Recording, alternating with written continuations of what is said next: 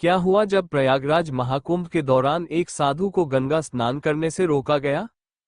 उसके बाद प्रयागराज के उस गंगा घाट पर जो चमत्कार हुआ, उसे देखकर आपके पैरों तले जमीन खिसक जाएगी। साल 2025 में जनवरी में प्रयागराज में सदी का सबसे बड़ा महाकुंभ लगने वाला है। यह महाकुंभ हर 12 साल में एक बार होता है, यानी इस महाकुंभ का बहुत महत्व है। गंगा में स्नान करने का बड़ा महत्व होता है, इसी वजह से देश और दुनिया से कई लोग इस महाकुंभ में पहुंचने वाले हैं। लेकिन हाल ही में जो घटना सामने आई है, वो सबको चौंका के रख दिया है, जब एक साधु महाराज को गंगा में स्नान करने से रोका गया। महाकुंभ साधुओं के बिना अधूरा होता है, क्योंकि साधु संतों के आने और स्नान करने से ही ये पूरा माना जाता है। साधु कई दिन पहले से महाकुंभ के लिए प्रयागराज पहुंच जाते हैं। इस घटना की शुरुआत मध्य प्रदेश के महेश्वर में रहने वाले राधानंद जी महाराज से होती है। राधानंद जी महाराज रोज सुबह 4 बजे उठकर ठंडे पानी से स्नान करते थे और भिक्षा लेने निकल जाते थे। अपने जीवन में उन्होंने सांसारिक सुख का त्याग करके उन्होंने कई तपस्याएं की और कई सिद्धियां हासिल की। वे महेश्वर के घाट पर रहते थे। जब उन्हें पता चला कि प्रयागराज में महाकुंभ लग रहा है, तो वे उसमें जाने के लिए बहुत उत्साहित हो गए। वे लगभग 1 महीने पहले महाकुंभ में पहुंचना चाहते थे, क्योंकि वे वहां 2 से 3 महीने बिताना चाहते थे।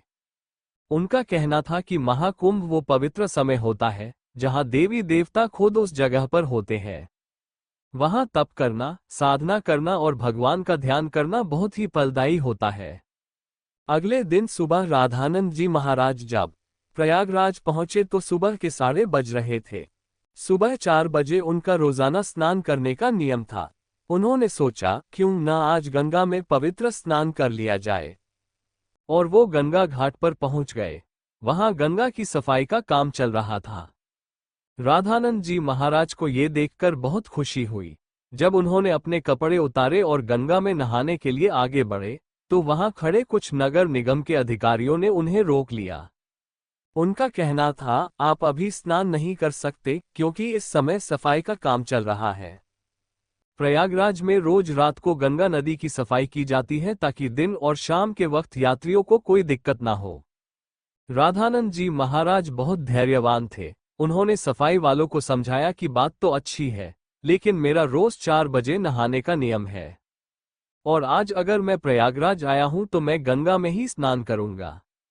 मेरे अकेले के नहाने से ना तो तुम्हारी व्यवस्था बिगड़ेगी और ना ही मुझे कोई दिक्कत होगी। लेकिन वो अधिकारी अचानक गुस्सा हो गया और साधु महाराज से कहने लगा कि आपको इसी समय क्यों नहाना है? अभी पूरा दिन बाकी है। क्या तुमने यहाँ किसी इंसान को नहाते हुए देखा है? क्या तुममें इतनी ताकत है कि तुम सुबह 4 बजे इतने ठंडे पानी से नहा लोगे? बेकार की बातें करना बंद करो और यहाँ से निकल जाओ। अभी तक तो राधानंद जी महाराज बहुत विनम्र और धैर्यवान थे, लेकिन उस अधिकारी के अपशब्द सुनकर अचानक उन्हें बहुत बुरा लगा। उनका मानना था कि गंगा नदी पर किसी का अधिकार नहीं है, ये तो खुद भगवान शंकर की जटाओं से निकलती है, जहां सबको अपने पाप धोने का अधिकार है। कोई ठोस समय नहीं कह सकते, लेकिन उस वक्त राधानंद जी महाराज ने उस अधिकारी को कुछ नहीं बोला और घाट पर ध्यान में बैठ गए। सबको ये लग रहा था कि वो साधु महाराज मान गए हैं और पीछे हट गए हैं। फिर जब गंगा नदी के अंदर सफाई की मशीनें चलाने की कोशिश की गई, तो अचानक से एक बड़ी घटना हो गई। वो मशीनें शुरू होने का नाम ही नहीं ले रही थी। ऐसा लग रहा था जैसे वो जाम हो गई हो या उनके अंदर बहुत सारा कचरा फंस गया हो। अधिकारियों ने मशीन को देखा और उसके अंदर का सारा कचरा बाहर निकाल दिया। सबको उम्मीद थी कि अब मशीनें काम करने लगी, लेकिन जब मशीन चालू की गई तो कोई भी मशीन स्टार्ट होने को तैयार नहीं थी। सारे अधिकारी बहुत हैरान थे, किसी को समझ नहीं आ रहा था। फिर जब मशीन चालू नहीं हुई तो कई मैकेनिकल इंजीनियर्स की टीम को मशीन देखने के लिए बुलाया गया। उन सब मैकेनिकों ने मशीनों को अच्छे से चेक किया और पाया कि मशीन बिल्कुल सही है, लेकिन इसके चालू न होने का कारण किसी को समझ में नहीं आ रहा था। राधानंद जी महाराज अभी भी उसी घाट पर ध्यान की अवस्था में बैठे हुए थे।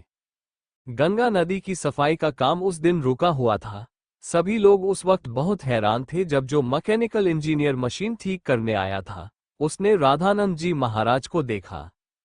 उसकी आंखें बस खुली की खुली रह गईं और वो राधानंद जी महाराज के चरणों में गिर पड़ा। फिर बाबा उसे आशीर्वाद देने लगे। वो सभी अधिकारियों को बताने लगा कि ये महेश्वर के सिद्ध महाराज हैं।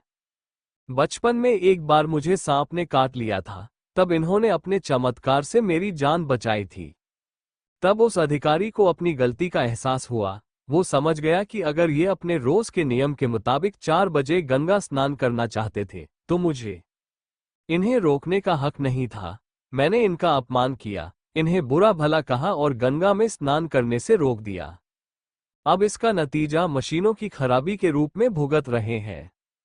अब यही हमारी समस्या का हल हो सकता है, हमें इनसे माफी मांगनी पड़ेगी। सभी अधिकारी मिलकर राधानंद जी महाराज के पास गए, उनके चरणों में बैठ गए और हाथ जोड़कर कहा कि हमें इस बात का अंदाजा नहीं था कि आप एक दिव्य संत हैं।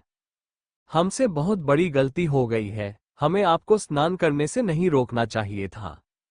राधानंद जी महाराज अभी भी बहुत विनम्र थे। उन्होंने अधिकारियों से कहा कि यह जरूरी है।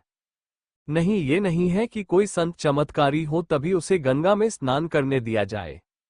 गंगा पर साधु संतों का पहला अधिकार है। सभी अधिकारियों ने हाथ जोड़कर कहा, अब आप गंगा में स्नान कर सकते हैं, हम आपसे बहुत माफी चाहते हैं। राधानंद जी महाराज समझ चुके थे कि सभी अधिकारियों को अपनी गलती का एहसास हो गया है, उनका घमंड दूर हो गया है। उन्होंने विनम्रता से उन अधिकारियों से कहा, तुम चिंता क्यों करते हो? अभी तो समय ही नहीं बीता है, जरा अपनी घड़ी में देखो क्या टाइम हो रहा है। जब सभी अधिकारियों ने अपनी घड़ी में समय देखा तो उनके रोंगटे खड़े हो गए, क्योंकि उस समय सुबह के 4 बजे बज रहे थे।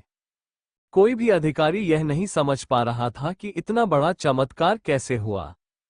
राधानंद जी महाराज ने अपने चमत्कार से समय को कैसे पलट दिया। इतना बड़ा चमत्कार देखकर सभी अधिकारी उनके चरणों में गिर गए और बाबा की जयकार लगाने लगे। इस चमत्कारी घटना के बाद सब लोग उन्हें मानने लगे और उनके दास बन गए। फिर वे सुबह 4 बजे अपने रोज के काम के मुताबिक गंगा नदी में स्नान करने गए और मशीनों ने फिर से काम करना शुरू कर दिया। सारी मशीनें एक साथ चालू हो गई थीं, जिससे ये साबित हो गया कि ये सब बस रामानंद जी महाराज के इशारे का इंतजार कर रही थीं। जैसे ही उन्होंने अधिकारियों का घमंड तोड़ा और गंगा में स्नान किया, तुरंत मशीनें फिर से चलने लगीं। ये तो एक बड़ा चमत्कार था जो हाल ही में प्रयागराज के महाकुंभ में हुआ। सच में दोस्तों, ये जमीन साधु संतों की है। यहाँ साधु संतों का न तो अपमान हो सकता है और न ही उन्हें कमतर समझा जाता है। इस देश का हर संत कुछ न कुछ करता है और भक्तों को अध्यात्म के रास्ते पर ले जाता है।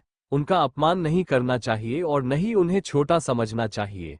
इस पूरी घटना पर आपके क्या विचार है, हमें नीचे कमेंट बॉक्स में जरूर बताइए।